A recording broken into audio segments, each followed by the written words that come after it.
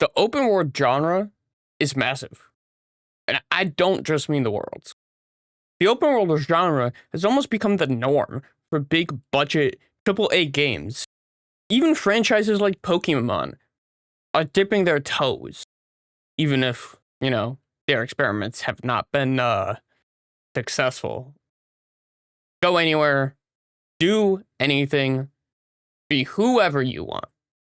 That is the promise all these games provide. But somewhere along the way, something went wrong. For every Elden Ring, where exploration is dangerous, exciting, and earned, there's an open world game that just feels like a second job.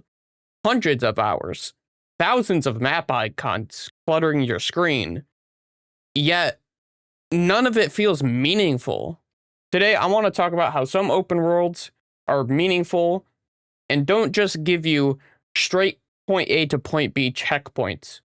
They want you to explore and learn at your own pace, and how other games just want to give you a checklist to pad your playtime.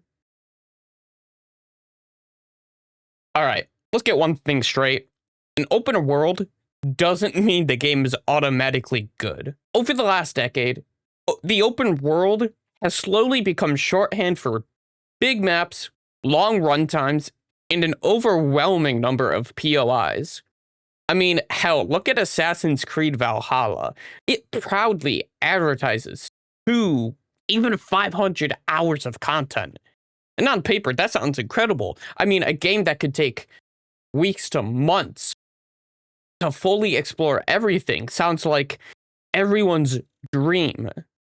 But ask yourself, how much of that time is actually engaging and meaningful? Now, honestly, I've never played Valhalla myself, but I have watched full playthroughs, 100%.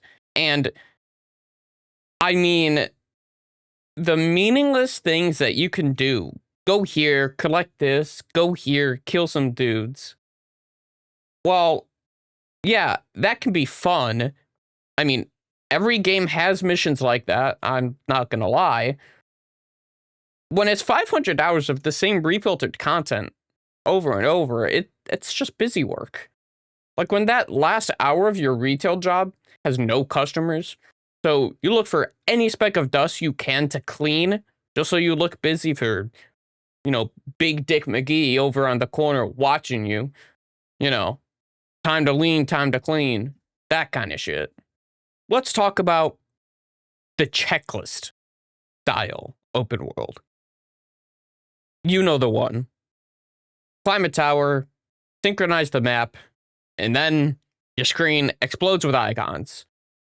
Side quests over there, camps over there, collectibles, crafting materials. I mean, from Far Cry to the Middle Earth games to modern Assassin's Creed, it's all there. But here's the problem. You're never discovering anything. The game is discovering it for you. Exploring the world turns into, how do I navigate the world? Your curiosity is replaced by optimization. In something like Assassin's Creed, you're not asking, what's over that hill? You're asking, what's the fastest way to get from point A to point B? And when everything is marked on the minimap for you to go do, nothing special. The open world genre is about exploring and finding cool and unique things. The game literally does the genre work for you. An open world is supposed to be fun, have a reason to explore every nook and cranny, but the modern open world style of spoon-feeding the player every interesting thing just adds more to the task book. It's not a to-do list the player has made for themselves. I want to check out that mountain. I want to check out that enemy camp. I want to just run through this field just for the hell of it. It's a chore list dictated to them by the game, almost as if the game is the parent and you are the stupid child who doesn't know how to pick up a vacuum once in a while. And then you have open worlds like Elden Ring. Elden Ring drops you into an open world and says, good luck, buddy. No quest log, no blinking icons, no NPC yelling, hey, come do this thing. Okay, albeit, yes, if you walk near an NPC, they're still talking to you, but you get my point. It doesn't hold your hand. Instead, the entire world is the tutorial. You learn through doing, through failure, through fear, by getting absolutely destroyed by something you just weren't ready for. Hell, the first thing you see coming out of the tutorial cave is a boss who kicks your ass. In essence, the game is teaching you to go discover the world, go explore, come back to a hard challenge later when you're a little stronger. Albeit some people can kill this thing at level 1, no armor, with a fucking stick. Not my point. This is an intentional choice FromSoft made. It's them telling you you can overcome a challenge by just stepping to the side and coming back later. Elden Ring, it's not forcing you to grind. It forces you to understand. If a boss is too hard, either doing too much damage or you're not doing enough damage, it's attempting to force you to understand. The answer isn't go clear 20 side quests. The answer is go explore the rest of the map. Find a better weapon. Go find some essence to increase your flasks. Come back stronger and with sharper mind. Because oftentimes, especially in FromSoft games, the answer isn't just grind levels until I can outrank the boss. Sometimes it's just you need to learn the system better. Albeit in the older Souls games, it was just throwing yourself at the wall until you understood it. But in Elden Ring, I found myself hitting a wall, and then I would just go around the wall until I could teach myself how to climb it. Every discovery feels earned because you went out of your way to find it, not because some mini-map told you where to go, straight down to the pixel. Here is the core difference. Elden Ring's style of open world respects your intelligence. It trusts that its players want to learn. It trusts that the mystery it has in the world is engaging. It trusts that with just a few hints, eventually you're going to be able to figure out how to dodge that boss's attack or how to get to Nox. Meanwhile, the grind-heavy open worlds are terrified you're going to get yourself bored and hop off the game. So instead, they drown you in content. More content doesn't equal more meaning, though.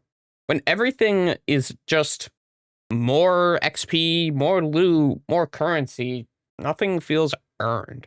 Elden Ring rewards you with knowledge, enemy patterns, discovering the world's layout, discovering a new elevator, etc. And knowledge sticks and lands a lot more than some fancy new loot ever will. Now, don't get me wrong. There's nothing inherently wrong with a long game. Games that take a few weeks or even a few months to roll credits can become quite a comfort. After a long day, you know you get to enjoy a game that has become your comfort for the past couple weeks. Characters that grow on you for tens to hundreds of hours. When a game's length becomes a selling point, in my opinion, something's already gone wrong. A 500-hour game isn't impressive if 400 of those hours are just filler content.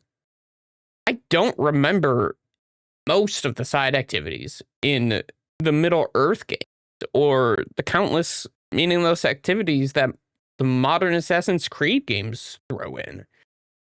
But I do remember every time that Elden Ring told me, you're not ready. Come back to this later. Every time I ran into a boss that just beat me down, and I had to discover for myself a better way to go around it. Those moments teach me a lot more about the game than any handheld tutorial ever could. At the end of the day, open world works best when it's designed to teach its players how to play the game, not to distract them from doing the main story. When exploration is about the player's own curiosity and not just about completing the checklist, the world becomes far more engaging. Now, don't get me wrong, Elden Ring is not a perfect game. No game is, but it's open world done right, and it understands what players want from the open world genre. They don't want just endless content. They want a meaningful experience. So, I'm curious. What's an open world game that actually made you want to explore? What's one that just felt like a checklist you couldn't wait to finish, like punching out of a 9 to 5? Let me know down in the comments.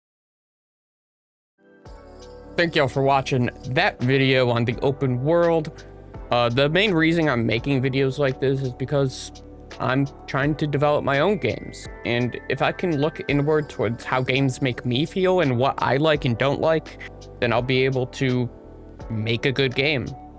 On the path to 1,000 subs in the year 2026. I'm really trying to make it this year. So if you guys enjoyed this video, do that. Also, you gotta hit the like button. Everyone knows engagement is like the most important thing. I'll see you guys either on the next video or on the next stream. Maybe never, I don't know. Peace.